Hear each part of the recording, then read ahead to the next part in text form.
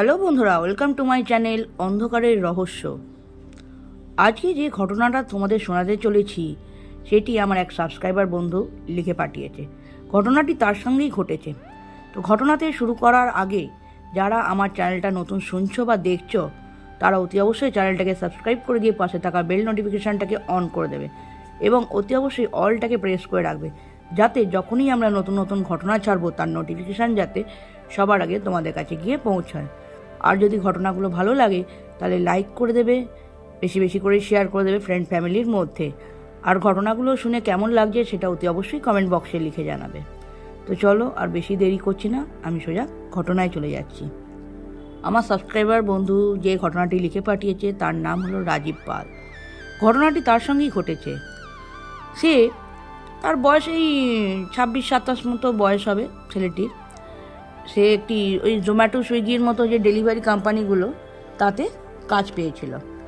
Actually অনেক দিন ধরেই পড়াশোনা করে মানে কোথাও কাজ পাচ্ছে না এবং ঘরের পরিস্থিতিও ভালো নয় আর কি। একটা কাজ করলে ভালো হয়, বাবার বয়স হচ্ছে, হ্যাঁ, সেইভাবে মানে আর্থিক দিক দিয়ে একটু সচ্ছল হলে আর কি সুবিধা হয় সংসারের। সেই হিসাবে ও কী করে যে বাইক তো এখন সব ছেলেদের কাছেই থাকে, তো বাইক থাকলেই এখন ওই সব কোম্পানিগুলো খুবই ইজিলি কাজ দিয়ে দেয়। তো ভাবলো ঠিক আছে, কিছু কাজ যখন অফিসিয়ালি পাচ্ছিই না তাহলে এতেই ঢুকি। তো এই ঠিক করে ও সুইগি জোম্যাটোর মতো একটা কোম্পানিতে কাজটি শুরু করে আর কি। তো যথারীতি যেমন প্রত্যেক দিন কাজে যায়, ওদের তো সকাল থেকেই শুরু হয়ে যায় ডেলিভারি কাজ এবং বিভিন্ন শিফটিংয়ে কাজও হয়। মানে কারো ডেতে হয়, আবার কিছুদিন বাদে আবার সেটা নাইটে হয়, মানে ইভিনিংয়ের পর থেকে হয়, এরকম শিফটিং ডিউটি হিসাবে হয়। তো ঘটনাটি যখন ঘটেছিল তখন ওর ডিউটি শিফটটা ছিল সন্ধেবেলার পর থেকে, এই সন্ধে 6টা থেকে রাত্রির 12টা অবধি ম্যাক্সিমাম। তো রোজ প্রত্যেক দিন যেখান থেকে ও লগ ইন হওয়ার পর যা যা খাবারের নোটিফিকেশান আসতো, যেখান থেকে আর কি খাবার নেবে আর কি, সে সমস্ত নোটিফিকেশান আসতো, খাবার নিত, আর যার নামে খাবার আসতো অর্ডার সেখানে ডেলিভারি করতে যেত। এরম করতে করতে হঠাৎ একদিন প্রায় তখন 11:30টার কাছাকাছি বাজে রাত্রির। এবার ভাবছি যে এবার আর ভালো লাগছে না আজকে শরীরটা, এবার লগ অফ করে দেবো, লগ অফ করে বাড়ি চলে যাব। আর রাত্রিরও হয়েছে।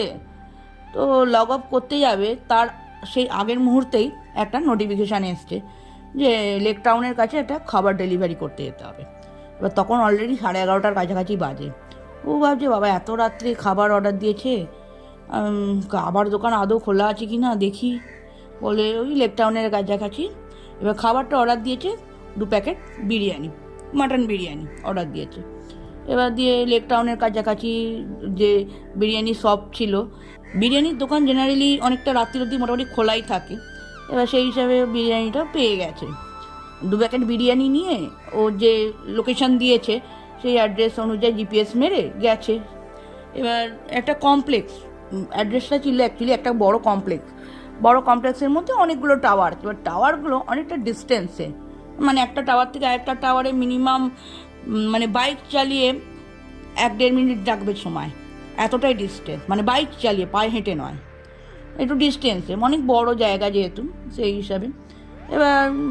এবার কমপ্লেক্সের ভেতরে এখন দেখবে যে যারা বড় বড় কমপ্লেক্সে থাকে তাদের মানে কমপ্লেক্সের ভেতরেই সমস্ত দোকানপাট থাকে, চায়ের দোকান, এমনি টুকিটাকি মুদিখানার দোকান এরম থাকে।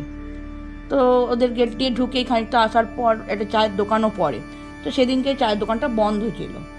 এবার ও ঢুকে এবার সিকিউরিটি গার্ডকে জিজ্ঞেস করেছে।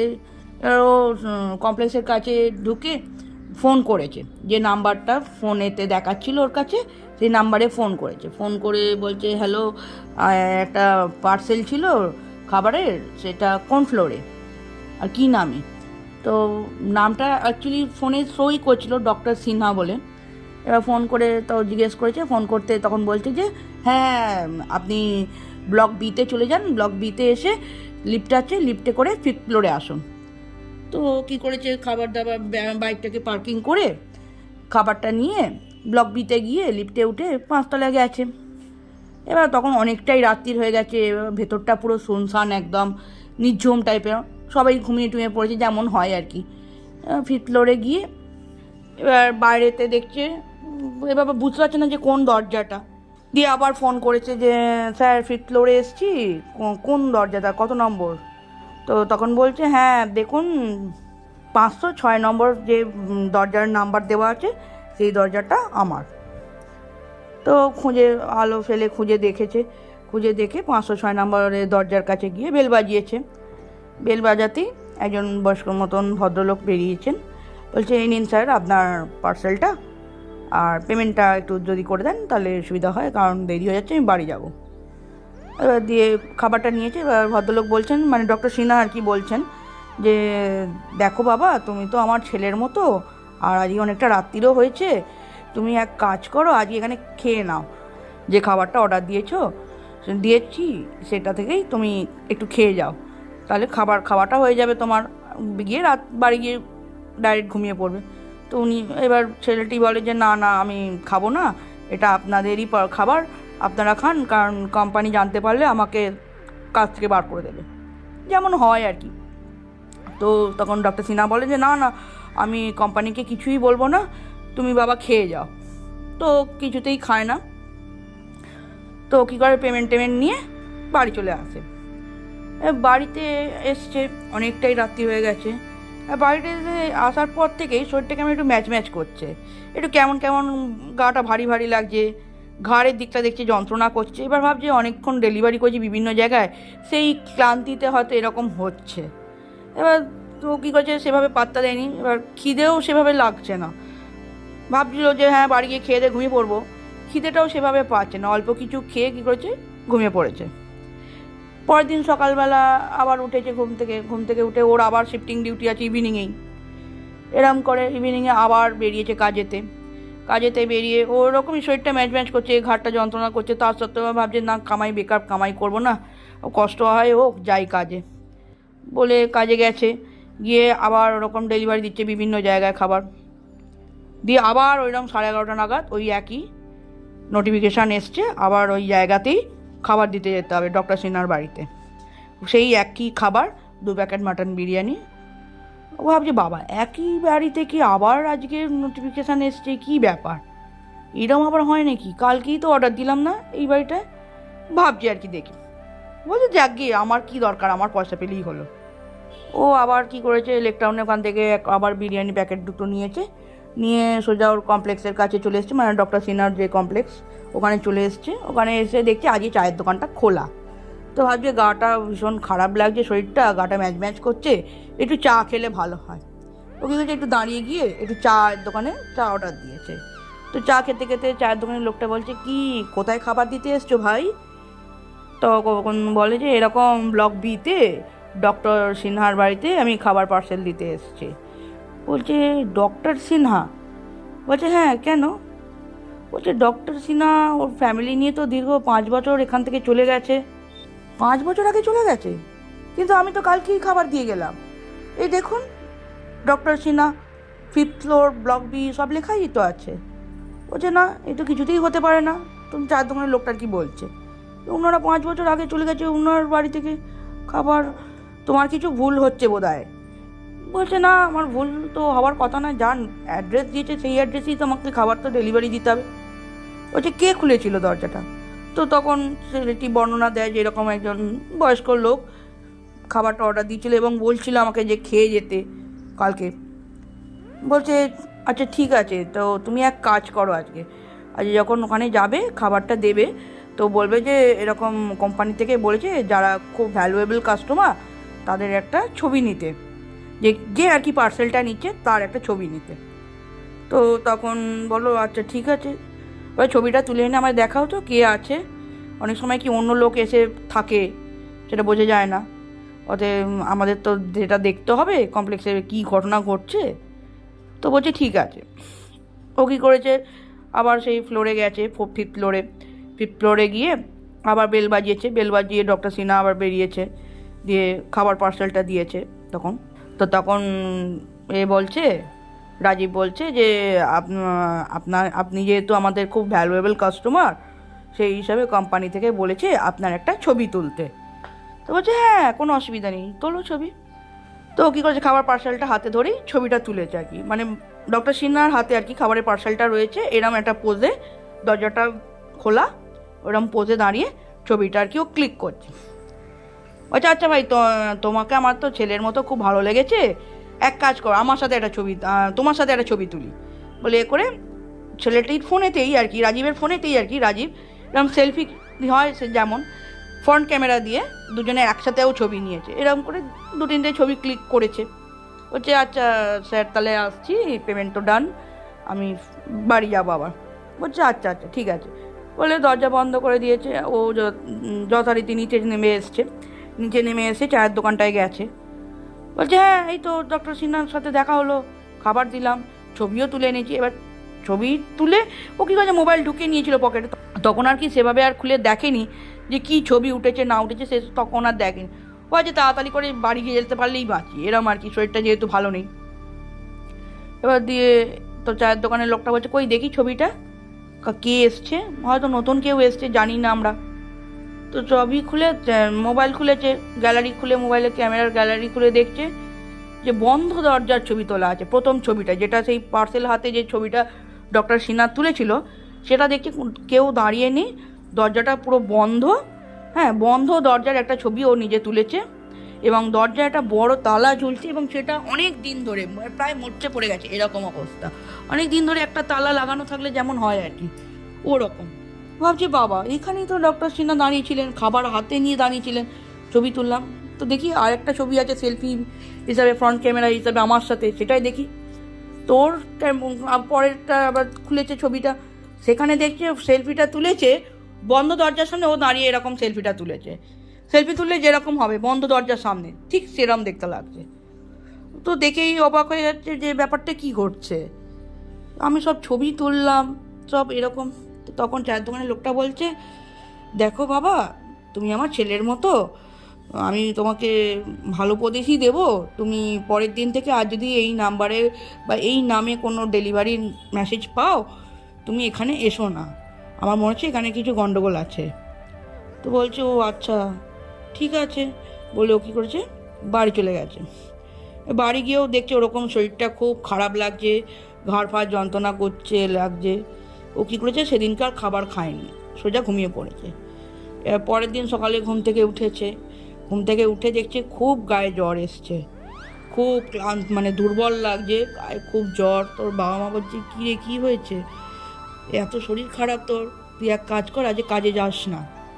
তোর মাকে আর কি রাজীব বলে যে দেখো না মা, আমি এরম গেছিলাম 2 দিন ধরে পার্সেল দিতে খাবারের অমুক জায়গায়, তা আমার সাথে এই ঘটনা ঘটেছে বলে ছবিগুলোও দেখিয়েছে মাকে। তো মা বলছে শুনে তো এ তো ভালো কথা নয়, ঠিক আছে তুই আজকে রেস্ট নে, আমি আগামী দিন দেখি কি করা যায়। তো সন্ধেবেলা একটু বন্ধুদের কাছে গেছে, বন্ধুদের সাথে একটু চায়ের দোকানে, পাড়া চায়ের দোকানে একটু আড্ডা মেরেছে এবং বন্ধুদেরকেও ঘটনাটা বলেছে যে এইরকম ঘটনা ঘটেছে জানিস আমার সাথে। তো বন্ধুরা শুনে বলছে হ্যাঁ রে, তুই নেশা ভান করে যাসনি তো রাত্রিবেলা ডেলিভারি করতে, ভুলভাল যত দেখেছি তার ভুলভাল কাজকর্ম করেছিস, যেমন আর কি বন্ধুরা আর কি খিল্লি মারে ওরকম বলেছে। বলছে না রে বিশ্বাস কর, ডিউটি আওয়ার্সে তো ওরকম কোনো খাবার কোনো মানে জায়গায় নেই, তাহলে তো কাজ থেকে আমাকে বাড়ি করে দেবে। ডিউটি আওয়ার্সের পর খেলাম ঠিক আছে, বাট ডিউটি আওয়ার্সে তো খাবার কোনো কথাই নয়। তো বলছে আচ্ছা ঠিক আছে বলে করে আড্ডা মেরে বাড়ি চলে এসছে। বাড়িতে এসে একটু রাত্রির করেই বাড়ি ফিরেছে, যেহেতু কোনো দিন আড্ডা মারতে পারে না। রাত্রি করে মোটামুটি বাড়ি এসছে 11টা নাগাদ, দিয়ে বাড়িতে এসে হালকা খাবার দাবার রাতে খাবার খেয়ে শুয়েছে। শোয়ার কিছুক্ষণ বাদেই দেখছে ফোনে একটা নোটিফিকেশান এসছে। নোটিফিকেশান আসলে যেমন আওয়াজ হয় আর কি। তো ভাবছি দেখি কি মেসেজ এসছে। তো মেসেজ বক্সটা খুলেও অবাক, মানে নোটিফিকেশানটা খুলে দেখেই অবাকও, যে দেখছে ওইরকম ডক্টর সিনহার ডেলিভারি এসছে তার নোটিফিকেশান। ও ভাবছে বাবা আজকে আমি সকাল থেকে একবারও লগ ইন হইনি, কিছু করিনি, কাজেও যায়নি, তো নোটিফিকেশান এলো কী করে। তো দেখে মানে ভীষণই মানে ভয় পেয়ে গেছে যে কীভাবে হচ্ছে। তো কী করেছে, ব্যাপারটাকে পাত্তা না দিয়ে সোজা কী করেছে, বন্ধ করে আবার শুয়ে পড়েছে। তো প্রায় 12:30 1টা হবে, তখন ওর ফোনে একটা ফোন এসছে। ফোন আসতে ওর ঘুমটা ভেঙে গেছে, ঘুমটা ভেঙে যেতে ফোনটা ধরেছে, রিসিভ করে বলছে হ্যালো কে বলছেন। বলছে হ্যালো বাবা, তুমি তো কই খাবারটা দিয়ে গেলে না। বলছে খাবার, কে বলছেন আপনি। এবার গলাটা শুনে বুঝতে পারছে হালকা হালকা যে ডক্টর সিনহার গলার মতো পুরো গলাটা লাগছে, যে কে বলছেন আপনি? তখন ডক্টর সিনহা বলছে যে তোমার যে বিরিয়ানিটা অর্ডার দিলাম তুমি বিরিয়ানিটা দিয়ে গেলে না, আমরা রাত্রে খাবো কি, না খেয়ে থাকতে হবে তো আমাদেরকে।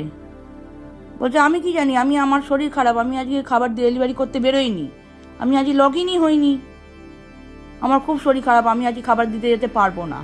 তো তখন ডক্টর সিনহা বলে যে আচ্ছা ঠিক আছে, তুমি ডেলিভারি করতে পারবে না তো খাবার, কিন্তু এটা কিন্তু তুমি আমাদের সাথে ভালো করলে না, আমরা দুজন বয়স্ক মানুষ না খেয়ে থাকবো, সেটা তোমার জন্য কি মঙ্গলজনক হবে? ঠিক আছে দেখি কি করা যায় তোমার সাথে। এই বলে ফোনটা কেটে দেয়। ও কি করে, ফোনটা সুইচ অফ করে শুয়ে পড়ে। পরের দিন সকালে উঠে মাকে সব ঘটনা বলে যে এরম এরম ঘটনা ঘটেছে, রাত্রিবেলা এরকম নোটিফিকেশান এসছে, ফোনে এরকম এরকম বলেছে, আমার সাথে কিছু খারাপ ঘটতে চলেছে, এরম কিছু বলেছে। তোর মা বলছে যে না, এ তো ভালো কথা নয়, ঠিক আছে চ সামনে একটা আমাদের এখানে যে মসজিদটা আছে, মসজিদটায় তোকে নিয়ে যাই, একটু ঝাড়িয়ে আনি, দেখবি হয়তো কিছু ঠিক হলেও হতে পারে। তো মায়ের সাথে কী করছে, মসজিদে গেছে। মসজিদে যিনি ছিলেন তিনি আর কি ওকে দেখে করে বলেছে যে হ্যাঁ তুমি যেখানে ডেলিভারি করতে গেছিলে প্রথম দিনই, যে রাত্রে ডেলিভারিটা করতে গেছিলে, সেখানেই ওইখানে একটা, যেই ঘরেতে আর কি, যে ফ্ল্যাটে আর কি ডেলিভারি করতে গেছিলে, সেখানে একটা বাজে আত্মার বাস।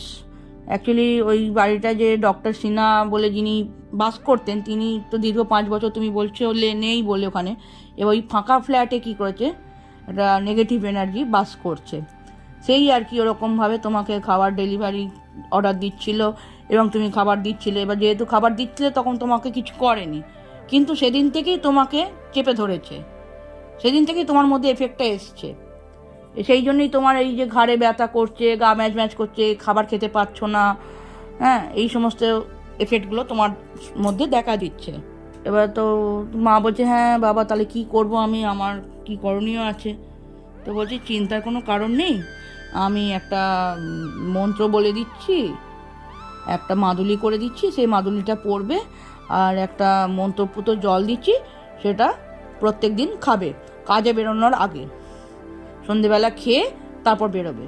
তো মা বলে ঠিক আছে, যে ও মাদুলিটা করে দিয়েছে, বলেছে মাদুলিটা একদম খুলবে না, গলায় পড়ে থাকবে সব সময়। কী করেছে, মাদুলি নিয়ে এসেছে, গলায় পরে নিয়েছে মাদুলি, এবং কাজে তখন যখন আবার 2 দিন বাদে কাজে জয়েন করেছে, ওই রকম সন্ধেবেলা যখন কাজে যেত, মানে সন্ধেবেলার শিফটিং ডিউটিটায়, ইভিনিংয়ের যে ডিউটিটায় সে তখনই যেত, তখন কী করতো, এই যে মন্ত্রপ্রুত জলটা ছিল সেই জলটা খেয়ে ও কাজে যেত। তো তারপর থেকে আস্তে আস্তে ওর শরীরটা ঠিক হয়ে যায়, আর সেভাবে আর কোনো ঘটনা ঘটেনি, এখন ভালোই আছে। তাই আমাদেরকে গল্পটা লিখে পাঠিয়েছে, ওর ঘটনাটা আর কি লিখে পাঠিয়েছে। তো এই ছিল আজকের ঘটনাটা শুনে তোমাদের কেমন লাগলো অতি অবশ্যই কমেন্ট বক্সে লিখে জানিও, আর কে কোথা থেকে ঘটনা শুনছো সেটাও লিখে জানালে খুব ভালো হবে, ভালো লাগবে আমার আর কি, যে আমি বুঝতে পারবো যে কে কোথা থেকে ঘটনাটা শুনছো আমার। ওকে, তো আজকের ঘটনা আমি এখানেই শেষ করছি, খুব শীঘ্রই দেখা হচ্ছে আরও একটি নতুন ঘটনা নিয়ে। বাই বন্ধুরা।